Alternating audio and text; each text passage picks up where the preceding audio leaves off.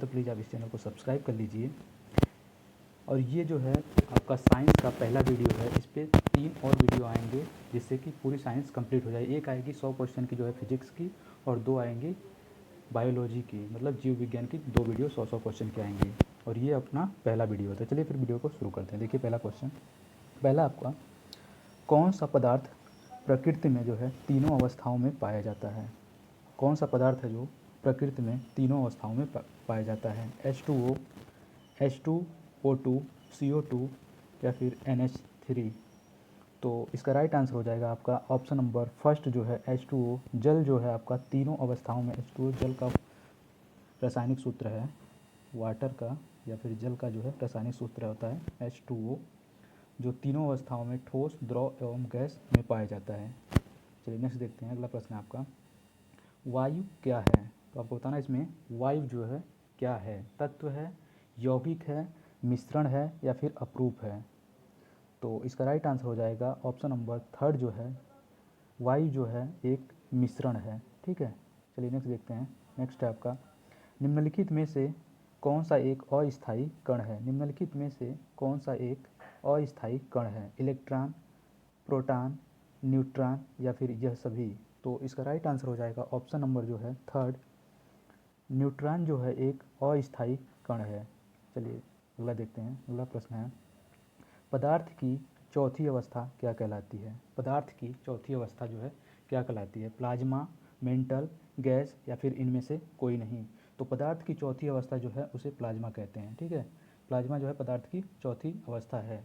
ठोस, द्रव एवं गैस के बाद जो है प्लाज्मा चौथी अवस्था है। एक और होती है, पांचवी अवस्था भी है, जिसको बोस आइंस्टीन शायद कहते हैं। चलिए अगला देखते हैं। अगला है आपका, न्यूट्रॉन तथा प्रोटॉन की संख्याओं के योगफल को क्या कहते हैं? न्यूट्रॉन तथा प्रोटॉन की संख्याओं के योगफल को क्या कहते हैं? क्वांटम संख्या, परमाणु संख्या, द्रव्यमान संख्या, एवोगाड्रो संख्या? तो इसका राइट आंसर हो जाएगा आपका ऑप्शन नंबर थर्ड जो है, द्रव्यमान संख्या। प्रोटॉन तथा न्यूट्रॉन की संख्या के योग को जो है वो द्रव्यमान संख्या कहते हैं। तो इसका right answer option number third हो जाएगा। चलिए अगला देखते हैं। अगला है आपका, निम्नलिखित में से किसमें ऋणात्मक आवेश होता है? निम्नलिखित में से किसमें ऋणात्मक आवेश होता है? तो इसमें आपको बताना है कि किस तत्व में जो है ऋणात्मक आवेश होता है। अल्फा किरणें, बीटा किरणें, गामा किरणें या फिर एक्स किरणें में? तो जो ऋणात्मक आवेश होता है वो आपका होता है बीटा किरण में। ठीक है, तो इसका राइट आंसर हो जाएगा ऑप्शन नंबर सेकेंड। चलिए अगला देखते हैं। अगला प्रश्न है आपका, गामा किरणें हैं, आपको बताना है इसमें गामा किरणें क्या हैं? उच्च ऊर्जा वाली विद्युत चुंबकीय तरंगे, उच्च ऊर्जा वाले इलेक्ट्रॉन, निम्न ऊर्जा वाले इलेक्ट्रॉन या फिर उच्च ऊर्जा वाले पॉजिट्रॉन? तो इसका राइट आंसर हो जाएगा ऑप्शन नंबर फर्स्ट जो है, गामा किरणें जो है उच्च ऊर्जा वाली विद्युत चुंबकीय तरंगे होती हैं। चलिए अगला देखते हैं। अगला प्रश्न है आपका, लोहे पर जंग लगना उदाहरण है, आपको बताना है इसमें लोहे पर जो है जंग लगना किसका उदाहरण है? ऑक्सीकरण का, अवकरण का, बहुलीकरण का या फिर जस्तीकरण का? तो इसका राइट आंसर हो जाएगा ऑप्शन नंबर फर्स्ट जो है, ऑक्सीकरण का। लोहे पर जंग लगना जो है ऑक्सीकरण का उदाहरण है। ऑप्शन नंबर फर्स्ट इसका राइट आंसर है। चलिए अगला देखते हैं। अगला प्रश्न है आपका, इलेक्ट्रॉन ग्रहण करने की प्रवृत्ति जो है क्या कहलाती है? इलेक्ट्रॉन ग्रहण करने की प्रवृत्ति क्या कहलाती है? उत्प्रेरण, अभिप्रेरण, ऑक्सीकरण या फिर अवकरण? तो इसका राइट आंसर हो जाएगा ऑप्शन नंबर फोर्थ जो है, अवकरण। इलेक्ट्रॉन ग्रहण करने की प्रवृत्ति जो है वो अवकरण कहलाती है। तो ऑप्शन नंबर फोर्थ जो है इसका राइट आंसर है। चलिए अगला देखते हैं। अगला प्रश्न है आपका, नीले लिटमस पत्र को लाल कर देता है। तो इसमें आपको बताना है कि नीले लिटमस पत्र को लाल कर देता है, अम्ल करता है, भस्म करता है, क्षार करता है या फिर लवण करता है? तो इसका राइट आंसर हो जाएगा ऑप्शन नंबर फर्स्ट जो है, अम्ल जो है नीले लिटमस पत्र को या पेपर को जो है लाल कर देता है। Option number first. चलिए अगला देखते हैं। अगला प्रश्न आपका, क्षारीय घोल का पीएच मान होता है, क्षारीय घोल का पीएच मान होता है 7 से कम, 7 से अधिक, 0 या फिर 7? तो इसका राइट आंसर हो जाएगा ऑप्शन नंबर सेकेंड जो है, 7 से अधिक होता है। क्षारीय घोल का मान जो है 7 से अधिक होता है। ठीक है, 7 से जो कम होता है वो क्या होता है? अम्लीय घोल होता है। और 7 तो आपको बताइए न्यूट्रल होता है। ठीक है, चलिए नेक्स्ट देखते हैं। नेक्स्ट आपका, वास्तविक गैस किन परिस्थितियों में आदर्श गैस जैसा व्यवहार करती है? वास्तविक गैस जो है वह किन परिस्थितियों में आदर्श गैस जैसा व्यवहार करती है? उच्च दाब एवं निम्न ताप के कारण, निम्न दाब एवं उच्च ताप पर, उच्च दाब एवं उच्च ताप पर, निम्न दाब एवं उच्च ताप पर। तो इसका राइट आंसर हो जाएगा ऑप्शन नंबर जो है सेकंड जो है, निम्न दाब एवं उच्च ताप पर जो है वास्तविक गैस आदर्श गैस जैसा व्यवहार करती है। चलिए अगला देखते हैं। अगला प्रश्न है आपका, स्थिर ताप पर किसी गैस का आयतन कम करने पर उसका दाब, मतलब क्या प्रभाव पड़ेगा? स्थिर ताप होगा यदि टेम्परेचर जो हो कांस्टेंट हो और आयतन कम किया जाए तो उसके दाब पर क्या प्रभाव पड़ेगा, तो ये बताना है। कम हो जाता है, स्थिर रहता है, पहले बढ़ता है और फिर घटता है, या फिर बढ़ जाता है। तो इसका राइट आंसर हो जाएगा ऑप्शन नंबर फोर्थ जो है बढ़ जाता है। स्थिर ताप पर जो है गैस का आयतन कम करने पर उसका दाब जो है बढ़ जाता है। चलिए अगला देखते हैं। नेक्स्ट है आपका, दूध उदाहरण है। आपको बताना है दूध किसका उदाहरण है? विलयन का, कोलाइड विलयन का, इमल्सन का, या फिर वायु विलय का। तो इसका राइट आंसर हो जाएगा ऑप्शन नंबर थर्ड जो है इमल्सन। दूध जो है उदाहरण है इमल्सन का, ठीक है, third number, option number third. चलिए अगला देखते हैं। अगला प्रश्न है आपका, शुद्ध जल का पीएच मान होता है, आपको इसमें बताना है शुद्ध जल का पीएच मान कितना होता है? 6.4, 6.6, 6.9 या फिर 7.0। तो इसका राइट आंसर हो जाएगा ऑप्शन नंबर फोर्थ जो है, शुद्ध जल का पीएच मान जो है 7 होता है, ठीक है, ऑप्शन नंबर फोर्थ। चलिए अगला देखते हैं। अगला प्रश्न आपका, निम्नलिखित में से किस धातु को वायु में छोड़ देने पर उसका संक्षारण यानी कोरोजन नहीं होता है? तो निम्नलिखित में से किस धातु को वायु में छोड़ देने पर उसका संक्षारण यानी कोरोजन नहीं होता है? तो जंग जो लगता है वो चीज़ नहीं लगता है। तो बताइए इसमें लोहा है, तांबा है, सोना है, या फिर चांदी है? तो इसका राइट आंसर हो जाएगा ऑप्शन नंबर थर्ड जो है सोना, जिसे गोल्ड भी कहते हैं, ठीक है। इस पर जो है वायु में छोड़ देंगे तो इस पर कोई भी प्रभाव नहीं पड़ेगा, ठीक है। लोहा को अगर आप छोड़ देंगे तो अभी तुरंत ही जंग लग जाता है मतलब। तो इसका right answer option number third है, ठीक है। अगला देखते हैं। अगला प्रश्न आपका, ऊष्मा शोषी प्रतिक्रिया में क्या होता है? ऊष्मा शोषी प्रतिक्रिया में क्या होता है? देखिए ऑप्शन, ऊष्मा का अवशोषण होता है, ऊष्मा मुक्त होती है, ऊष्मा परिवर्तन नहीं होता है, ऊष्मा का जो है परिवर्तन नहीं होता है, तापी स्थिति स्थित रहता है। तो इसका राइट आंसर हो जाएगा ऑप्शन नंबर जो है फर्स्ट, ऊष्मा का अवशोषण होता है। ऊष्मा शोषी प्रतिक्रिया में जो है ऊष्मा का अवशोषण होता है। चलिए अगला देखते हैं। अगला प्रश्न है आपका, किसी अभिक्रिया का वेग, मतलब किससे प्रभावित होगा आपको बताना है। किसी अभिक्रिया का वेग अभिक्रिया की प्रगति के साथ बढ़ता है, अभिक्रिया की गति के साथ घटता है, अभिक्रिया की प्रगति के साथ स्थिर रहता है, या फिर अभिक्रिया की प्रगति के साथ घट या बढ़ सकता है? तो इसका राइट आंसर हो जाएगा आपका ऑप्शन नंबर जो है सेकेंड, ठीक है। अभिक्रिया की गति अभिक्रिया की प्रगति के साथ घटता है। किसी भी अभिक्रिया का वेग जो है अभिक्रिया के प्रगति के साथ घटता है, ठीक है। चलिए नेक्स्ट देखते हैं। अगला प्रश्न है आपका, उत्प्रेरक वह पदार्थ हैं जो रासायनिक अभिक्रिया के वेग को क्या करते हैं? इसमें आपको बताना है कि उत्प्रेरक जो है किसी अभिक्रिया की गति को क्या करते हैं, प्रभावित किस टाइप से प्रभावित करते हैं? बढ़ता है, अभिक्रिया के वेग को बढ़ा देता है, या फिर घटा देता है, या फिर परिवर्तित करता है, या फिर इनमें से कोई नहीं। तो उत्प्रेरक जो है वो पदार्थ होते हैं जो अभिक्रिया की गति को जो है परिवर्तित करता है, ठीक है। अगर कम है तो उसे बढ़ाता है, और ज़्यादा है तो उसे घटाता है, ठीक है। तो और जो उत्प्रेरक होता है वो अपने कांस्टेंट रहता है, उसमें कोई चेंजिंग नहीं आती है, ठीक है। तो इसका राइट आंसर हो जाएगा ऑप्शन नंबर थर्ड, ठीक है। चलिए अगला नेक्स्ट देखते हैं कितना ठीक है, ठीक।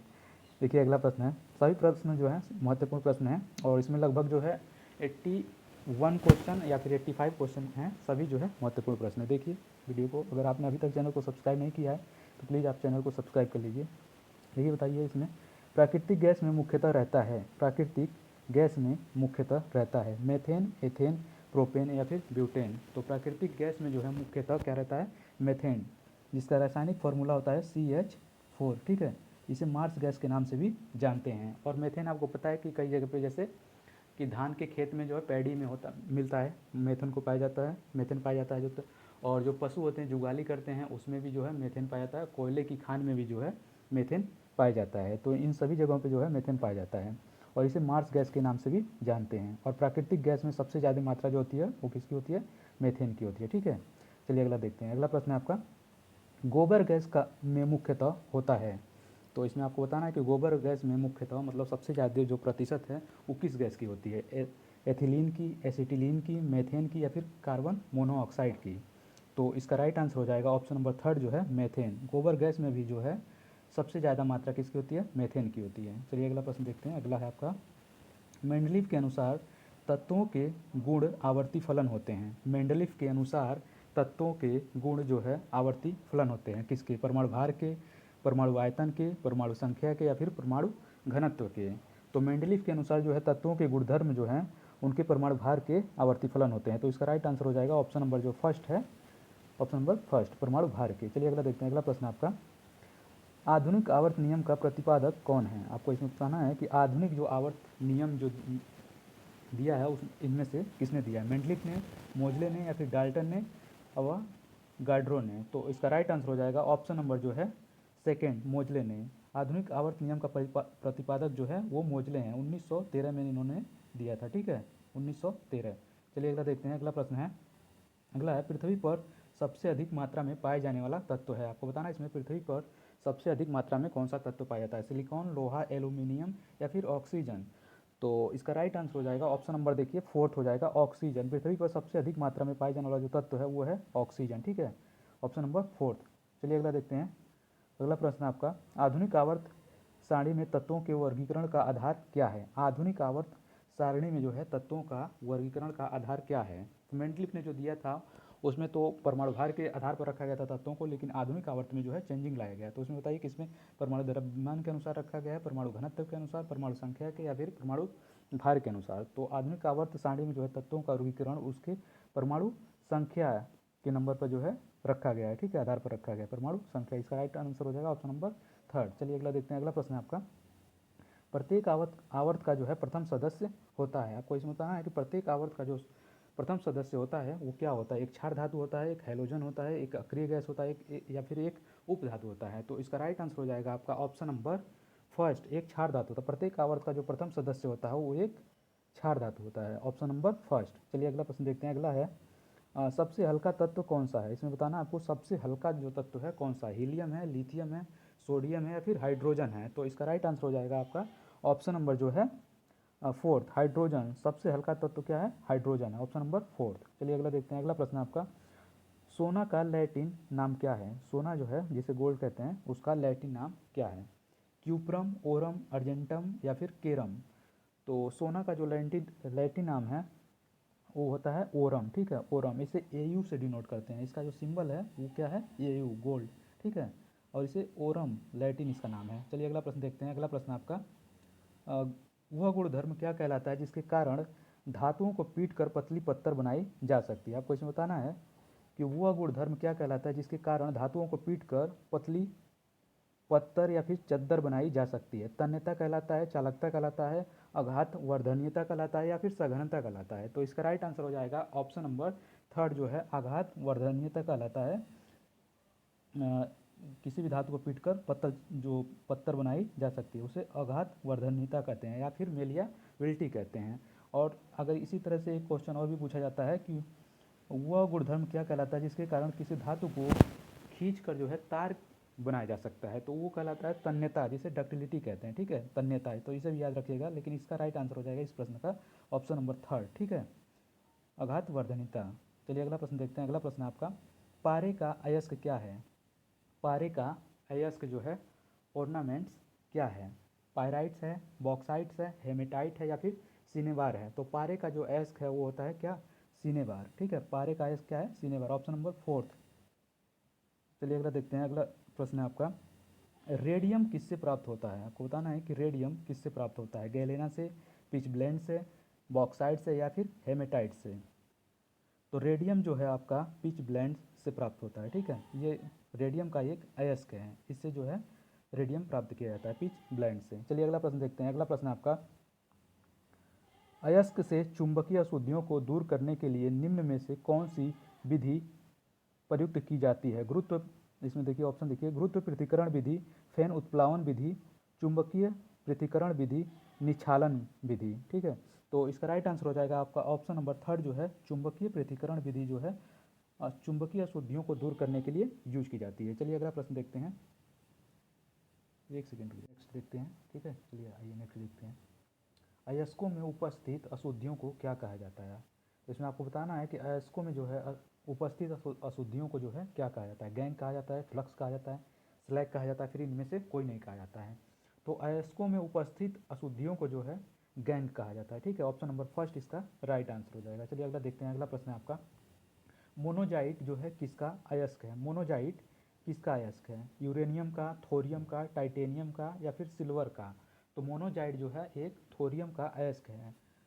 थोरियम से जो है मोनोजाइट प्राप्त किया जाता है। ठीक है, तो ऑप्शन नंबर सेकेंड इसका राइट आंसर हो जाएगा, ऑप्शन नंबर सेकेंड। चलिए अगला देखते हैं। अगला है, हेमेटाइट किसका अयस्क है? आपको इसमें बताना है कि हेमेटाइट किसका अयस्क है, एल्युमिनियम का, सोडियम का, लोहा का या फिर तांबा का? तो हेमेटाइट जो है एक लोहे का अयस्क है। ठीक है, हेमेटाइट के अलावा आपका हेमेटाइट के अलावा magnetite, siderite and iron pyrite जो है ये भी जो है लोहे का अयस्क होते हैं। ठीक है, लोहे के अयस्क होते हैं। Hematite, magnetite, siderite and iron pyrite ये सभी जो हैं लोहे के अयस्क हैं। तो इसका राइट आंसर हो जाएगा ऑप्शन नंबर थर्ड। चलिए अगला देखते हैं। अगला प्रश्न आपका, जर्मन सिल्वर किसका मिश्रण है? आपको इसमें बताना है कि जर्मन सिल्वर किसका मिश्रण है। जस्ता एवं तांबा का, पीतल तांबा एवं निकिल का, तांबा जस्ता एवं एल्यूमिनियम का, तांबा जस्ता एवं निकिल का? तो देखिए इसमें जर्मन सिल्वर में जो है, जर्मन सिल्वर नाम से लगता है कि इसमें सिल्वर होगा, लेकिन इसमें सिल्वर जो है नहीं रहता है। तो ये जो है मिश्रण है आपका तांबा जस्ता एवं निकिल का। तो इसका राइट आंसर हो जाएगा ऑप्शन नंबर फोर्थ। ठीक है, तांबा जस्ता एवं निकिल। चलिए अगला देखते हैं। अगला प्रश्न आपका, पीतल किसका मिश्रण है? पीतल जो है मिश्रण है, आपको बताना है तांबा प्लस निकिल का, तांबा प्लस जस्ता का, कांसा प्लस तांबा का, कांसा प्लस जस्ता का। तो तांबा जो है किसका है? तांबा, पीतल जो है तांबा प्लस जस्ता का है। इसे याद करने के लिए आप कैसे याद कर सकते हैं? पिताजी से भी। ठीक है, पिता से हो जाए, पी से हो जाएगा पीतल, अता से होगा तांबा और जी से हो जाएगा जस्ता। ठीक है, पिताजी से आप याद कर सकते हैं। पीतल तांबा प्लस जस्ता से मिलकर बना होता है। तो इसका right answer option number second हो जाएगा। चलिए अगला देखते हैं। अगला प्रश्न है आपका, धोने का सोडा का रासायनिक सूत्र क्या है? धोने के सोडा का रासायनिक सूत्र क्या है? NaOH, Na2CO3.10H2O या फिर CaOH का होल ट्वाइस या फिर NaCO3। ठीक है, तो इसका राइट आंसर हो जाएगा आपका ऑप्शन नंबर सेकेंड जो है Na2CO3.10H2O। इसको कहते हैं धोने का सोडा। ठीक है, सोडियम कार्बोनेट। ठीक है, सोडियम कार्बोनेट जो है ये धोने का सोडे का रासायनिक नाम है और ये रासायनिक सूत्र है Na2CO3.10H2O। चलिए अगला देखते हैं। अगला प्रश्न है आपका, डबल रोटी बनाने में प्रयुक्त किए जाने वाला बेकिंग सोडा क्या होता है? डबल रोटी बनाने में प्रयुक्त किए जाने वाला बेकिंग सोडा क्या होता है? Sodium carbonate, sodium bicarbonate, sodium sulphate या फिर सोडियम क्लोराइड? तो इसका राइट आंसर हो जाएगा ऑप्शन नंबर सेकेंड जो है सोडियम बाइकार्बोनेट। डबल रोटी बनाने में प्रयुक्त किया जाने वाला जो सोडा है उसे कहते हैं सोडियम बाइकार्बोनेट, जिसे बेकिंग सोडा कहते हैं। ठीक है, चलिए अगला देखते हैं। अगला प्रश्न आपका, वायु में थोड़ी देर रखने पर किस धातु के ऊपर हरे रंग की परत जम जाती है? वायु में थोड़ी देर रखने पर किस धातु के ऊपर जो है हरे रंग की परत जम जाती है? तांबा, चांदी, निकिल या फिर जस्ता? तो इसका राइट आंसर हो जाएगा आपका ऑप्शन नंबर फर्स्ट जो है तांबा। ठीक है, तांबे को आप अगर वायु में रखते हैं तो उसके ऊपर जो है हरी परत जम जाती है। चलिए अगला देखते हैं। अगला प्रश्न आपका, जल की स्थायी कठोरता का कारण क्या है? जल की स्थायी कठोरता का कारण क्या है? कैल्शियम एवं मैग्नीशियम के सल्फेट्स, कैल्शियम एवं मैग्नीशियम के बाइकार्बोनेट्स, कैल्शियम एवं मैग्नीशियम के क्लोराइड्स या फिर उपरोक्त सभी? तो इसका राइट आंसर हो जाएगा आपका ऑप्शन नंबर जो है सेकेंड, कैल्शियम एवं मैग्नीशियम के बाइकार्बोनेट जो हैं जल की स्थायी कठोरता का कारण है। ठीक है, चलिए अगला देखते हैं। अगला प्रश्न आपका, जल की कठोरता किस प्रकार दूर की जाती है? जल की कठोरता किस प्रकार दूर की जाती है? जल में ब्लीचिंग पाउडर डालकर, जल में क्लोरीन डालकर, जल में सोडियम कार्बोनेट डालकर या फिर उपयुक्त सभी से? ठीक है, तो इसका राइट आंसर हो जाएगा आपका ऑप्शन नंबर थर्ड जो है जल में सोडियम कार्बोनेट डालकर जो है जल की कठोरता जो है दूर की जा सकती है। ठीक है, चलिए अगला प्रश्न देखते हैं। अगला प्रश्न आपका, साधारण कांच किसका मिश्रण होता है? साधारण कांच जो होता है वो किसका मिश्रण होता है? सोडियम सिलिकेट का, कैल्शियम सिलिकेट का, सिलिका का या फिर यह सभी? तो इसका राइट आंसर हो जाएगा आपका ऑप्शन नंबर फोर्थ जो है यह सभी। जो साधारण कांच होता है वो सोडियम सिलिकेट, कैल्शियम सिलिकेट एवं सिलिका का मिश्रण होता है। चलिए अगला देखते हैं। अगला प्रश्न है आपका, पोर्टलैंड सीमेंट का प्रयोग सर्वप्रथम किसने किया था? पोर्टलैंड सीमेंट का प्रयोग सर्वप्रथम किसने किया था? लोकियर ने, मार्टिन गुच ने, ग्राहम बेल ने या फिर जोसेफ एस्पिडेन ने? तो इसका राइट आंसर हो जाएगा आपका ऑप्शन नंबर 4 जो है, जोसेफ एस्पेडिन ने जो है पोर्टलैंड सीमेंट का सर्वप्रथम प्रयोग किया था। ठीक है, चलिए अगला प्रश्न देखते हैं। अगला प्रश्न आपका, प्रकृति में सबसे अधिक मात्रा में पाए जाने वाला कार्बनिक यौगिक है। प्रकृति में सर्वाधिक मात्रा में पाए जाने वाला कार्बनिक यौगिक है ग्लूकोज, सुक्रोज, सेलुलोज या फिर फ्रैक्टोज। तो इसका राइट आंसर हो जाएगा आपका ऑप्शन नंबर 3 जो है, सेलुलोज। प्रकृति में सबसे अधिक मात्रा में पाए जाने वाला जो कार्बनिक यौगिक है वो है सेलुलोज, ऑप्शन नंबर 3। चलिए अगला देखते हैं। अगला प्रश्न आपका, प्रयोगशाला में संश्लेषित किए जाने वाला प्रथम कार्बनिक यौगिक था। को बताना है, प्रयोगशाला में संश्लेषित यानी बनाए जाने वाला प्रथम कार्बनिक यौगिक था फार्मिकम, एथिलीन, यूरिया या फिर एसिटिलीन। तो इसका राइट आंसर हो जाएगा आपका ऑप्शन नंबर 3 जो है, यूरिया। प्रयोगशाला में संश्लेषित किए जाने वाला सर्वप्रथम कार्बनिक यौगिक जो था वो था यूरिया। चलिए अगला प्रश्न देखते हैं। अगला प्रश्न आपका, कार्बनिक यौगिकों की सूक्ष्म जीवों द्वारा धीरे धीरे अपघटित होने की क्रिया को क्या कहते हैं। कार्बनिक यौगिकों की सूक्ष्म जीवों द्वारा धीरे धीरे अपघटित होने की क्रिया को क्या कहते हैं। क्लोरोनीकरण, बहुलीकरण, पाश्चुरीकरण या फिर किण्वन। तो इसका राइट आंसर हो जाएगा आपका ऑप्शन नंबर 4 जो है, किण्वन, जिसे फर्मेंटेशन भी कहते हैं। इसी के द्वारा जो है, किण्वन के द्वारा ही शराब भी बनाया जाता है। ठीक है, किण्वन प्रक्रिया के द्वारा शराब भी बनाया जाता है। चलिए अगला प्रश्न देखते हैं। अगला प्रश्न आपका, पेंसिल बनाने में प्रयुक्त होता है। पेंसिल बनाने में प्रयुक्त होता है, जिससे हम लोग लिखते हैं, नीडल जो होता है वो उसमें क्या प्रयुक्त होता है। शीशा का बना होता है, लेड का होता है, ग्रेफाइट का होता है या फिर हीरा का होता है। तो इसका राइट आंसर हो जाएगा आपका ऑप्शन नंबर 3 जो है, नीडल जो जिससे हम लोग लिखते हैं, जो पेंसिल होता है वो ग्रेफाइट का बना होता है। ठीक है, चलिए अगला प्रश्न देखते हैं। अगला प्रश्न आपका, कार के इंजन में नॉकिंग से बचने के लिए प्रयुक्त होता है। कार के इंजन में नॉकिंग से बचने के लिए प्रयुक्त होता है एथाइल अल्कोहल, ब्यूटेन, टेट्राइथाइल या फिर श्वेत पेट्रोल। तो इसका राइट आंसर हो जाएगा आपका ऑप्शन नंबर 3 जो है, टेट्राइथाइल जो है, कार के इंजन में नॉकिंग से बचने के लिए हम लोग जो है टेट्राएथाइल मिलाते हैं। ठीक है, चलिए अगला प्रश्न देखते हैं। अगला प्रश्न आपका, पेट्रोल किसका मिश्रण है। पेट्रोल किसका मिश्रण है, एल्कोहल का, कार्बोहाइड्रेट्स का, हाइड्रोकार्बन्स का या फिर हाइड्रोकार्बन एवं एल्कोहल का। तो इसका राइट आंसर हो जाएगा आपका ऑप्शन नंबर जो है 3, हाइड्रोकार्बन्स। तो पेट्रोल जो है मिश्रण होता है हाइड्रोकार्बन्स का। चलिए अगला देखते हैं। अगला प्रश्न आपका, पैराफिन मोम किसका उत्पाद है। पैराफिन मोम जो है किसका उत्पाद है, पेट्रोलियम का, चमड़ा का, मधुमक्खी का या फिर इनमें से कोई नहीं। तो पेट्रोलियम मोम जो है आपका, पैराफिन मोम जो है आपका पेट्रोलियम का उत्पाद है। ठीक है, तो इसका राइट आंसर हो जाएगा ऑप्शन नंबर 1। चलिए अगला देखते हैं। अगला प्रश्न आपका, धातुओं में जोड़ या फिर वेल्डिंग में कौन सी गैस प्रयुक्त होती है। धातुओं में जो वेल्डिंग की जाती है उसमें कौन सी गैस प्रयुक्त होती है, एथिलीन, एसिटिलीन, प्रोपिलीन या फिर मेथेन। तो इसका राइट आंसर हो जाएगा आपका ऑप्शन नंबर जो है सेकेंड, एसिटिलीन जो है वेल्डिंग में, एसिटिलीन गैस जो है वेल्डिंग में प्रयोग की जाती है। चलिए अगला देखते हैं। अगला प्रश्न है, एंटीफ्रीज एक मिश्रण है। आपको बताना इसमें एंटीफ्रीज जो है एक मिश्रण है किसका, एसिटिक अम्ल व जल का, फार्मिक अम्ल व जल का, मिथाइल एल्कोहल व जल का, इथाइल एल्कोहल व जल का। तो इसका राइट आंसर हो जाए आपका ऑप्शन नंबर 4 जो है, इथाइल एल्कोहल व जल का जो है मिश्रण होता है क्या, एंटीफ्रीज। चलिए अगला प्रश्न देखते हैं। अगला प्रश्न आपका, शराब का निर्माण किस क्रिया के परिणाम स्वरूप होता है। आपको इसमें बताना है कि शराब का जो निर्माण होता है किस क्रिया के परिणाम स्वरूप होता है, उत्प्रेरण के, किण्वन के, संयोजन के या फिर विस्थापन के। तो अभी मैंने बताया था कि जो शराब जो बनती है वो भी किसके द्वारा बनती है, किण्वन यानी फर्मेंटेशन विधि के द्वारा जो है शराब का भी निर्माण किया जाता है। ऑप्शन नंबर सेकंड इसका राइट आंसर हो जाएगा। चलिए अगला देखते हैं। अगला प्रश्न आपका, मांसपेशियों में किस द्रव के एकत्रित होने से थकावट आती है। आपको इसमें बताना है कि मांसपेशियों में कौन सा अम्ल जो है जम जाता है जिसके कारण जो है थकावट या फिर हल्का हल्का दर्द महसूस होता है। तो आपको बताना, देखिए ऑप्शन, लैक्टिक अम्ल, ऑक्जेलिक अम्ल, यूरिक अम्ल या फिर इनमें से कोई नहीं। तो इसका राइट आंसर हो जाएगा आपका ऑप्शन नंबर 1 जो है, लैक्टिक अम्ल।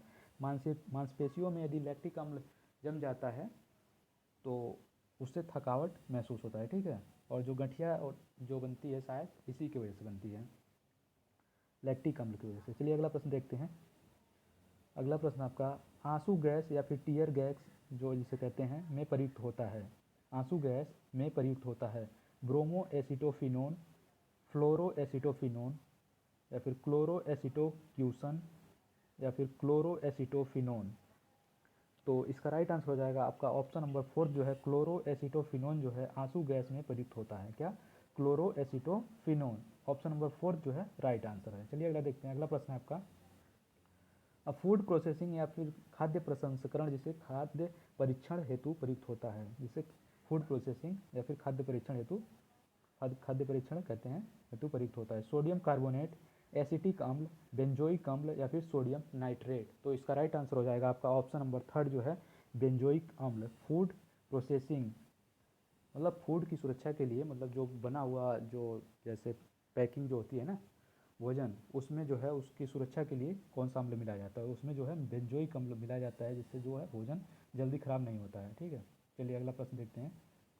अगला है आपका, टेफ्लॉन किसका बहुलक है? टेफ्लॉन जो है किसका बहुलक है? एथिलीन का, टेट्राफ्लोरोएथीन का, स्टायरीन का या फिर इनमें से कोई नहीं। तो टेफ्लॉन जो है का बहुलक है टेट्राफ्लोरोएथीन का। तो इसका राइट आंसर हो जाएगा ऑप्शन नंबर 2। ठीक है, टेट्राफ्लोरोएथीन। चलिए अगला देखते हैं। अगला प्रश्न आपका, प्राकृतिक रबड़ जो है किसका बहुलक है? प्राकृतिक रबड़ किसका बहुलक है? आइसोप्रीन का, एसिटिलीन का, विनाइल क्लोराइड का या फिर इन सभी का। तो इसका राइट आंसर हो जाएगा आपका ऑप्शन नंबर 1 जो है प्राकृतिक रबड़ एक आइसोप्रीन का बहुलक है। क्या है? आइसोप्रीन का बहुलक है क्या? प्राकृतिक रबड़। चलिए अगला देखते हैं। अगला प्रश्न आपका, प्राकृतिक रबड़ का वल्नीकरण करने के लिए कौन सी विधि प्रयुक्त होती है? प्राकृतिक रबड़ का जो है वल्नीकरण करने के लिए कौन सी विधि प्रयुक्त होती है? कार्बन ब्लैक के साथ गर्म करना, गंधक के साथ गर्म करना, क्लोरीन गैस मिलाना, उपर्युक्त में से कोई नहीं। तो इसका राइट आंसर हो जाएगा आपका ऑप्शन नंबर 2 जो है गंधक के साथ गर्म करना। प्राकृतिक रबड़ का वल्नीकरण जो है गंधक के साथ गर्म करने से होता है। चलिए अगला देखते हैं। अगला प्रश्न है आपका, बुलेट प्रूफ पदार्थ बनाने के लिए किस बहुलक का प्रयोग किया जाता है? बुलेट प्रूफ पदार्थ बनाने के लिए किस बहुलक का प्रयोग किया जाता है? पॉलीकार्बोनेट्स का, पॉलीएमाइड का, पॉलीस्टायरीन का या फिर पॉलीएथिलीन का।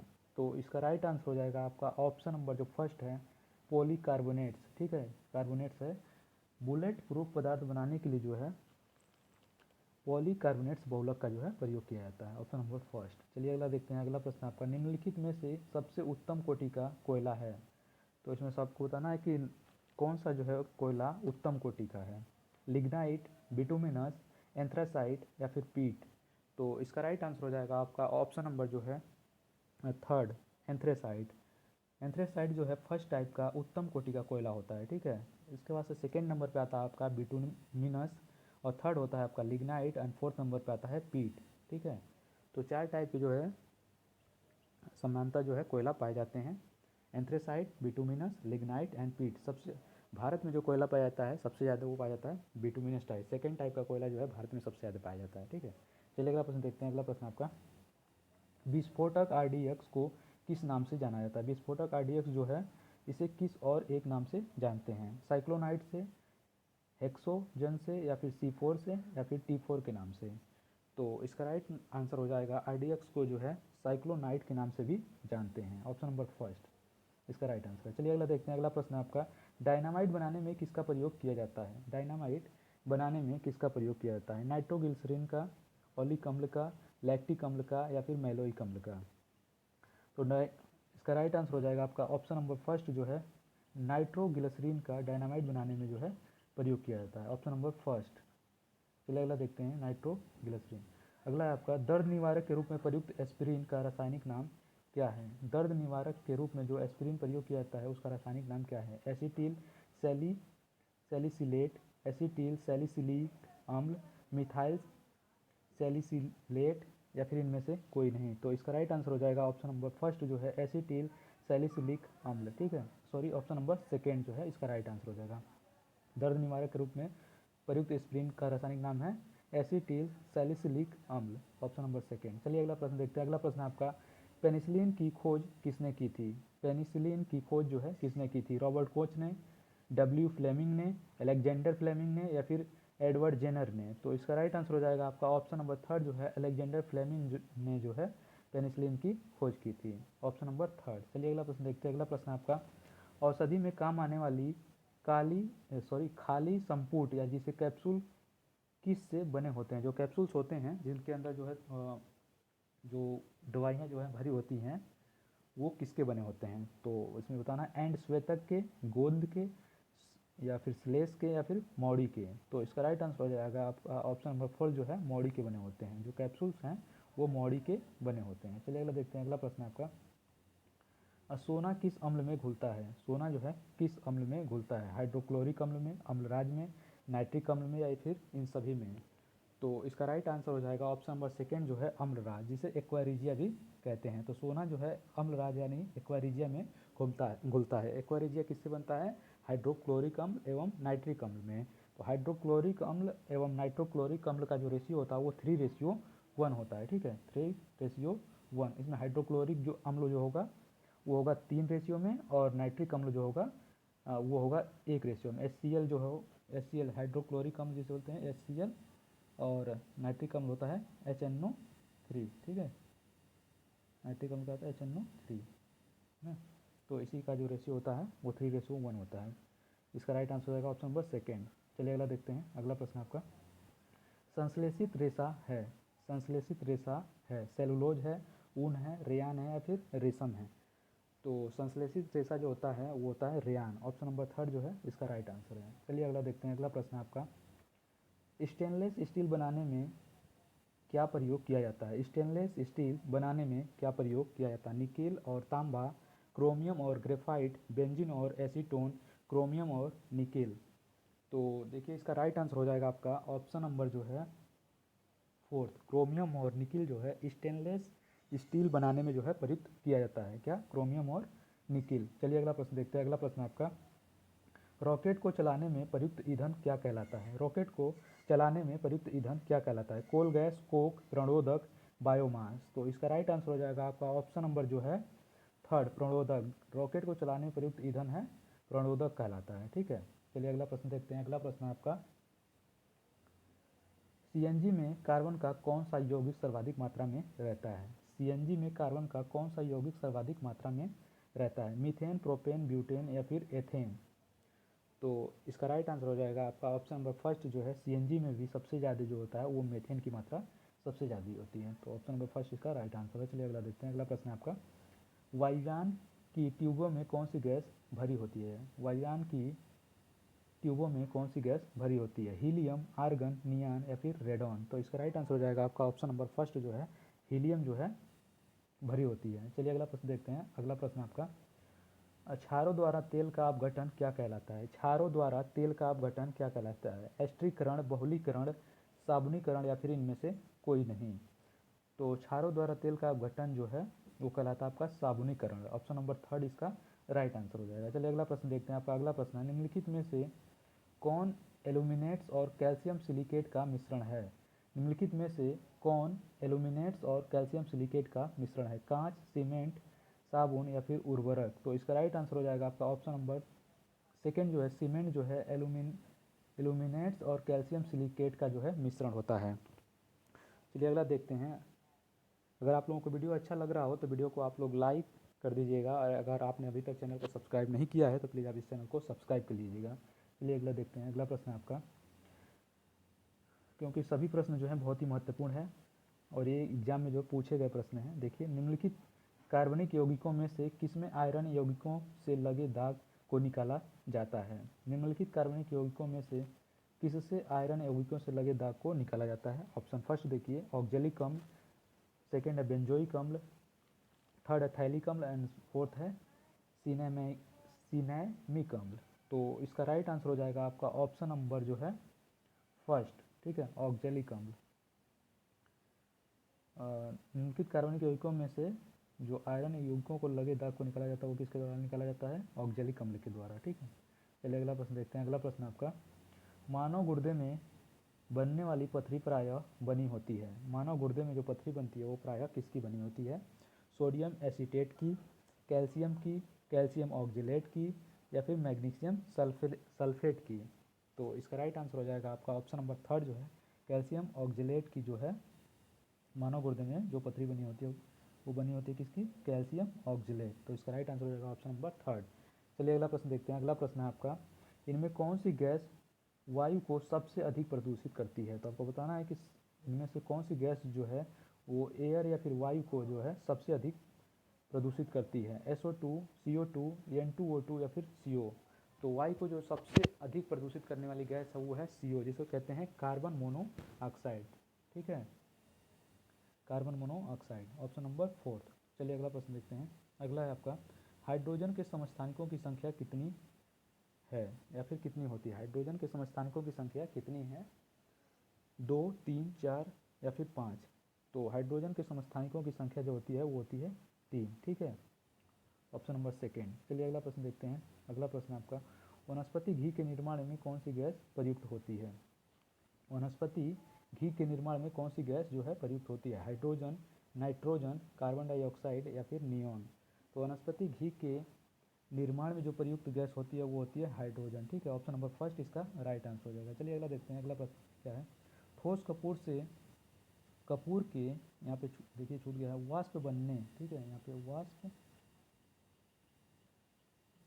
वाष्प बनने की प्रक्रिया क्या कहलाती है। ठीक है, ठोस कपूर से कपूर के वाष्प बनने की प्रक्रिया है, ऊर्ध्वपातन है, आसवन है, क्वथन है या फिर बहुलीकरण है।